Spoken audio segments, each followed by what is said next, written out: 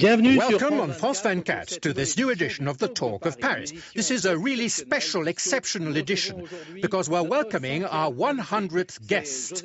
José Manuel Barroso, the President of the European Commission, was our first guest on the Talk of Paris. Mikhail Gorbachev, the last President of the Soviet Union, was our 50th guest. And we have the privilege today of welcoming, thanks to a live link-up with Washington, one of the great strategists, American strategists, an aviation general from Utah, who was the national security advisor to 3 presidents of the United States, Nixon, Ford, and Bush father. Good day, Brent Scowcroft, and thank you for being with us. Good day. It's nice to be with you. You succeeded Henry Kissinger in the White House as National Security Advisor, and people say that you were the first to coin the phrase the New World Order in a conversation with President Bush Sr. Today, we'd like to know how you see the state of the world at a time when we're going through an area of turbulence we are even talking about this world disorder today, are we not? Yes, I believe we are. I think the world is much more turbulent even than it was in the days of the Cold War. The Cold War was a very intense period when we faced the threat of thermonuclear war. But relative to the world today, it was a very tidy world. It was a world we understood. Today there are forces at work in the world that are very new, very novel. Globalization has become endemic in all facts of life, and we are having difficulty coming to grips with it. And we're trying to deal not only with habits of mind geared to an earlier era, but also with institutions that were built primarily to deal with problems of the Cold War or even earlier. Do you feel any nostalgia for the Cold War period or not? That would be a dangerous thing to say. But given the overhang of a serious mistake perhaps leading to nuclear war, which is a terrible responsibility, it still was, as I said, a very tidy world. And both sides were very cautious about the moves they were taking because of the possibility it could lead to an unmanageable crisis. Today, that overwhelming threat has disappeared. And the problems, while not being so cosmic as that during the Cold War, are everywhere. And we frequently don't even recognize that there's a problem or even the area of the world it comes from until it arises. So it's easy to be nostalgic. How would you define the period we are experiencing as the 21st century begins? I believe it is a period marked by a historical discontinuity. As I've said, the world of the Cold War and the world we're in now are almost complete opposites of each other. And we're having difficulty translating the difference. The world is now, for example, all the people of the world are now politicized because virtually everyone is within sound of a radio, within sight of a television, something. So news travels instantaneously. So the world's people are politicized, which has never happened before in history. Barack Obama will be entering the White House in January. What does this represent for you personally? You have served several U.S. presidents. What does this election of the first black president represent to your view? Well, I think it represents the final triumph of the United States with a problem we've been grappling with from the founding of our republic. And I think now we have finally come to grips with it and conquered it. And I think that's a tremendous advantage. Do you think that Barack Obama will be able to reconcile the United States with the rest of the world? I think he has an enormous job ahead. But I think I think also he has a great deal of goodwill, not only in the United States but abroad. And I think that the people of the world see that what we have done by his election has lifted their spirits. And I think one of his problems will be dealing with the expectations which have accompanied his election. Perhaps these expectations are excessive.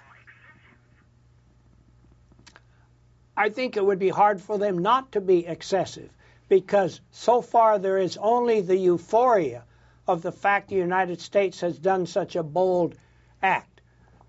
But as soon as the new president starts to make decisions, there will be people who will not like those decisions. And the goodwill is in danger of dissipating.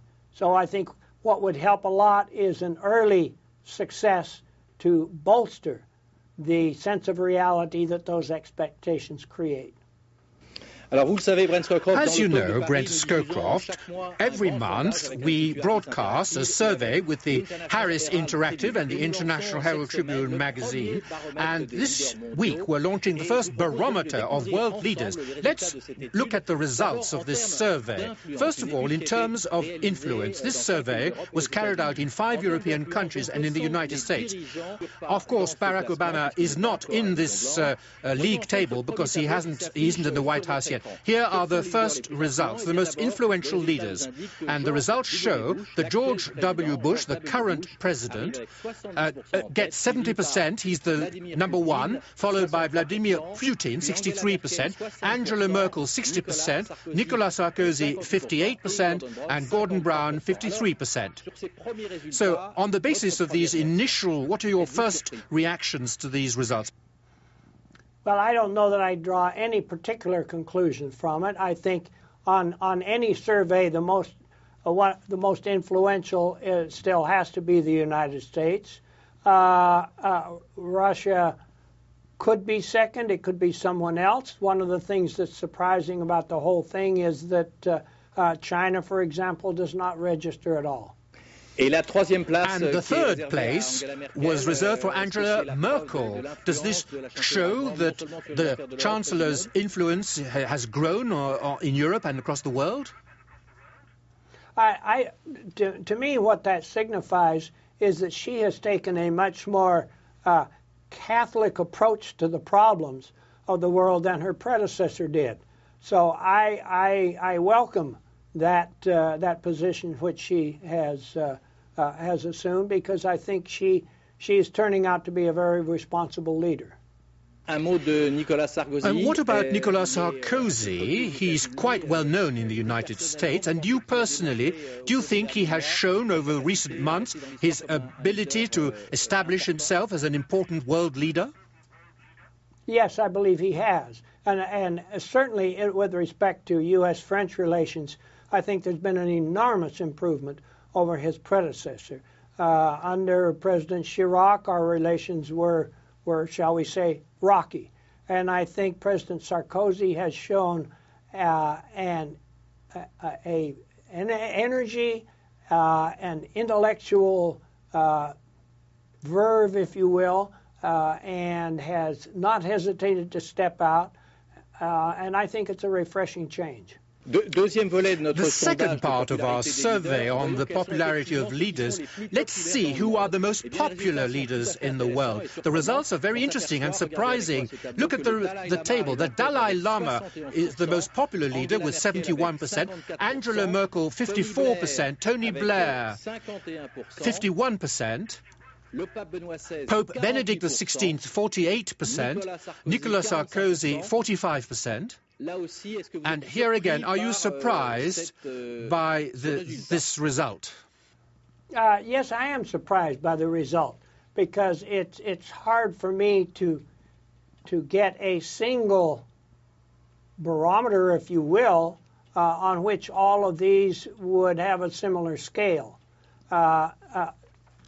Two of them are religious leaders. Two are political leaders. And I think, I don't know, I'm surprised by it, but I hardly know what to say. I would hazard a guess that what it says is that the world is yearning for a, if not religious, at least a humanistic approach that puts religion, or if you will, care and concern for one's fellow man at the top of the agenda. And that's the conclusion that I would come to, that those two would be on a scale like this. The last point, we summed up all these results, all these surveys, blending influence and popularity, and the top three are Angela Merkel, 57%, the Dalai Lama, 54%, and Nicolas Sarkozy, 51%, according to the results of our survey with Harris Interactive. So a woman obtains the best result. Do you think she has achieved an international stature that is in line with this survey? Well, it seems to me obvious that's what the survey indicates, and I think that I have a great deal of admiration for Chancellor Merkel and for what she has done. But I would note that she has her hands full of problems in governing Germany, both as Chancellor and as party leader. But she has taken a very much more, if you will, Catholic with a small c, and universal approach to the problems which we face. So, yes, I think she could well be considered Woman of the Year. From your point of view, for Barack Obama, who is the most important leader in the world with whom he should engage in a dialogue immediately, the leader of the most critical importance to him? Oh my, that's a difficult question to answer, because there are so many, and I believe there's a dialogue that needs to be begun or sustained in so many different areas. Certainly, with the leaders you mentioned in Europe, it's important that we continue our efforts to re-solidify, if you will, the transatlantic partnership. It is important that she communicate with one of the other leaders you had, Vladimir Putin, and his president, President Medvedev. Again, for different reasons, because we have had a number of misunderstandings which are critically important. I think as well he should engage with the leaders of China, the leaders of India, and of the other growing powers like India, for example, or like Brazil. So the list is almost endless. We have a great deal of repair work to do.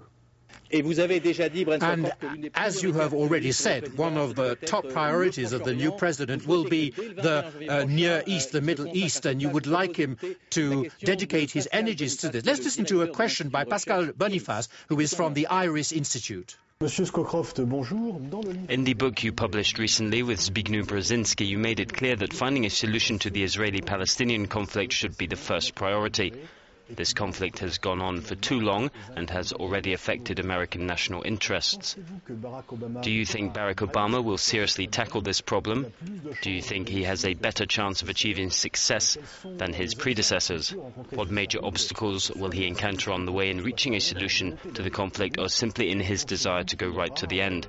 Do you think he'll have the courage and the capacities to get to the bottom of this question and succeed in reaching an agreement between the Israelis and the Palestinians with the backing of the United States? Votre réponse. Well, I certainly hope.